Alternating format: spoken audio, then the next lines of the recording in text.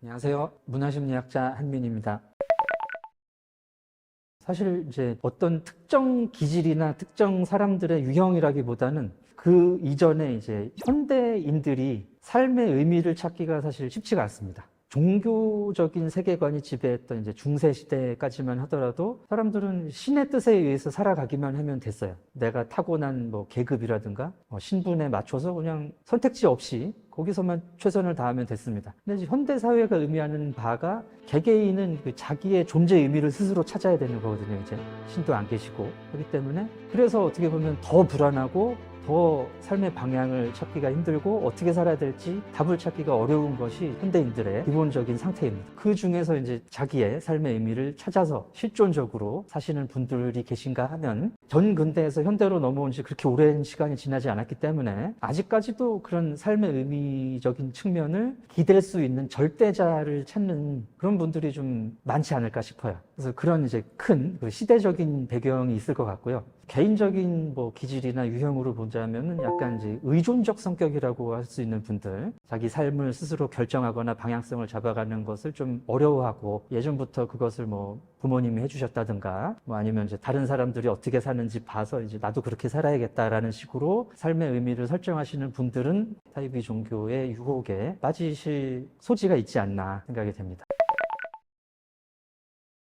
묵자면은 이제 통제감의 욕구라는 걸로 요약을 할 수 있을 것 같은데요. 우리 삶이 점점 불확실해지고 있지 않습니까? 환경적인 측면도 그렇고 경제적인 측면도 그렇고 국제 정세적인 측면도 그렇고 그럴 때일수록 사람들이 필요한 것이 이제 통제감의 욕구입니다. 내가 뭔가 계획을 할 수 있고 어떤 결과를 예측할 수 있고 이래야지 투자를 한다든가 내 삶의 방향을 설정할 수가 있는데 그런 부분이 점점 불확실해지고 있기 때문에 과거에 스승들이 얘기해 줄 수 있는 것도 아니고 나이 많은 분들이 조언을 해 주시는 것도 한계가 있고 그렇기 때문에 그런 조언을 얻고자 이제 종교에 의존을 하는 것 같습니다. 아까 말씀드린 것처럼 현대 사회 자체가 이제 과거보다 내가 내 삶의 의미를 찾기가 어렵고 내가 내 삶의 방향을 설정하기가 어렵기 때문에 이제 그런 부분을 종교에서 얘기하는 그런 절대자들이 제공을 해 주시는 측면이 있고요. 불안하지, 어렵지, 이럴 때는 어떻게 살아야 될지 모르겠지, 우리와 함께 하면 돼 라든가 여기에서 하는 사업에 투자를 하면 돼 라든가 이제 여기에서 하는 일을 네가 하면 돼. 그러면은 이제 사람들은 자기 삶을 통제할 수 있는 그런 통제감을 얻는 거죠. 삶의 의미도 생기고 하니까 굉장히 또 기분이 좋고 행복해지는 겁니다. 그래서 이분들을 그 사이비 교단에서 빼내는 게 쉽지가 않아요. 가족들은 이제 굉장히 이 사람이 말도 안 되는 짓을 하고 있고 그걸 하면서 재산도 갖다 바치고 시간도 갖다 바치고 자기 커리어도 망치고 정말 두고 볼 수가 없는 상황인데 이 사람은 굉장히 만족하고 있고 행복하고 심지어 거기서 부여받은 그런 사명감, 삶의 의미 때문에 되게 지금 만족스러운 상태입니다. 그런 어려움이 있죠. 통제감의 확대라는 측면에서 MBTI 현상도 볼 수 있을 것 같습니다. 뭔가 불확실한 여러 사람들인데 일단 이제 16개 유형으로 종합을 해주고 특정 유형에 따른 어떤 행동을 어느 정도는 예측을 할 수 있게 주니까 그곳에서 이제 쾌감을 얻는 거죠. 말하자면 예측이 된다 하는 어려운 주제인데요.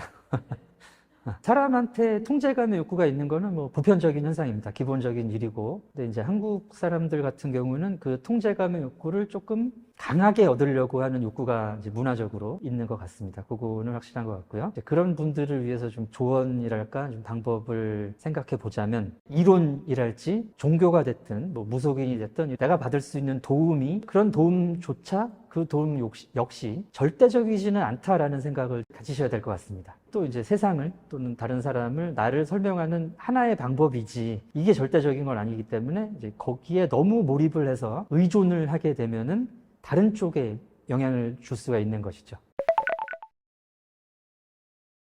아무리 과학이 발달하고 했지만 사실 이제 사회라든가 문화의 변화는 그런 과학으로 직접적으로 예측하기 어렵거든요. 변수도 많고 하기 때문에 이제 그런 부분을 좀 쉽게 다고 말하면 좀 그렇지만 직관적이고 직접적인 답을 얻을 수 있는 부분이 아무래도 초자연적 존재, 절대적 존재이기 때문에 종교적으로 의존하려는 분위기가 과학의 발달과 같이 가는 게 아닌가 싶습니다. 아이러니한 부분은 사실 지금 시대는 그 모두가 네. 빅데이터와 AI 네. 시대라고 얘기하잖아요. 근데 그런 것들이 예측의 정확도를 점점 고도화하는 네. 기술이라고 알고 있는데 예측하는 능력은 사실 점점 올라갔는데 왜 그 개인의 불확실성은 더 커진 걸까요? 예, 그 예측한다는 것이 이제 어떤 특정 사건이라든가 뭐 그런 특정 뭐 산업 그런 이제 다양한 현대 기술의 도움으로 예측을 할 수 있지만 개개인의 미래는 예측하기가 어렵잖아요. 빅데이터라든가 AI 발달한 분석 기술의 도움을 받을 수 있는 분야가 있고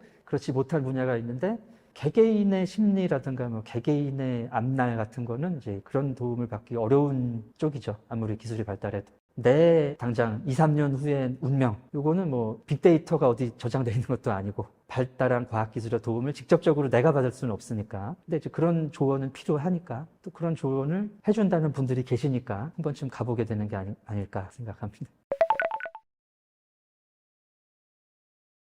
제가 한 20년 전에 이제 서치를 해봤을 때는 한국의 무속인의 수가 한 30만 명이라고 나왔었습니다. 근데 이제 최근에 어떤 방송에서 봤는데 80만 명이라고 하더라고요. 그동안에 한 2배 이상, 거의 3배 가까이 늘은 셈인데, 이제 한 1990년대 후반에서 2020년대 오는 동안 그만큼 이제 불확실성이 많이 증가했다고 볼 수가 있죠. 그동안에 뭐 IMF도 있었고 우리나라에 신자유주의라든지 이제 세계화라든가 여러 가지 기존의 삶이 근간이 흔들리는, 근간이 많이 바뀌는 일들이 많이 있었고 거기에서 실제로 삶의 바뀐 변화에 적응하지 못하고 어렵게 되신 분들도 계시고 하기 때문에 이제 그런 불안이 점점 커져왔다고 볼 수가 있죠. 그리고 이제 무속인들이 그만큼 늘었다는 사실에는 불안하고 격변의 시기를 겪으면서 이제 정신적으로 힘드셨던 분들이 많았을 것이다. 그래서 이제 그분들을 치료한다든가 그분들의 그런 정신을 통합하는 그 한국 문화적인 방법이 또 이제 신내림, 무속이라는 종교에서 그런 부분을 또 책임졌던 부분이 있죠.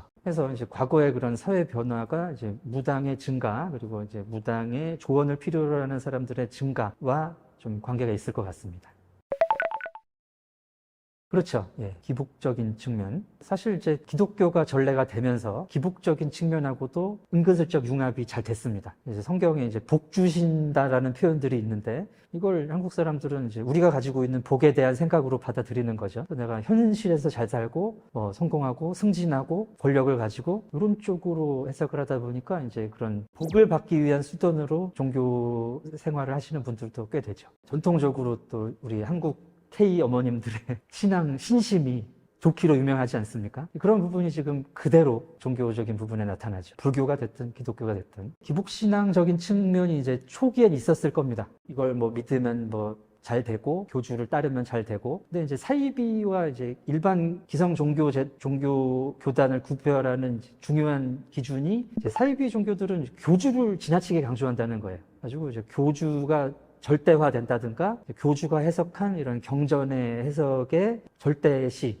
이쪽이 나타나면은 이것을 사이비로 볼 수가 있죠. 그래서 이제 그쪽은 어떻게 보면은 기복적인 측면보다 교주의 모든 게 맞춰져 있습니다. 교주에게 이제 착취당하는 구조가 되는 거죠. 그래서 이제 개인적인 복은 실현하기가 사실은 어렵죠. 사이비 교단 쪽에서는. 근데 이제 그분들은 그런 헌신도 자기의 그런 사명이라고 생각하고 굉장히 만족하는 경우가 많죠.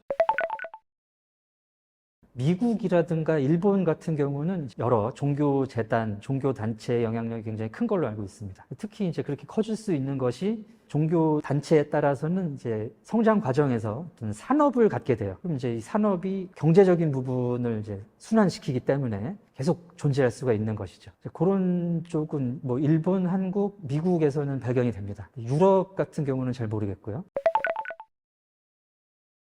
어린아이 같은 믿음을 가져라. 의심을 해야 됩니다. 라고 얘기를 하면은, 그거는 이제 뭐 신앙인의 자세가 아닌 것 같고, 그런 쪽을 좀 불편해하시는 분이 없지 않아 있는 것 같고요. 일단 자기의 이제 신념을 형성하고 나면은 그 신념에 맞지 않은 정보들은 또 걸러내는 그 확증 편향이 작용하기 때문에 그런 이제 인지적 측면도 작용을 하겠죠.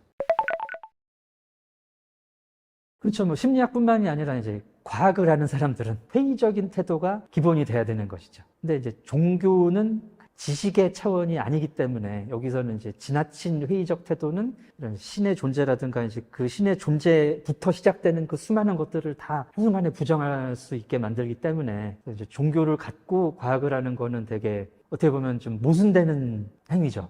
종교를 갖고 학문을 하시는 분들을 어떤 측면에서는 존경을 하고 어떤 측면에서는 어려우시겠구나라는 생각도 하고 있습니다.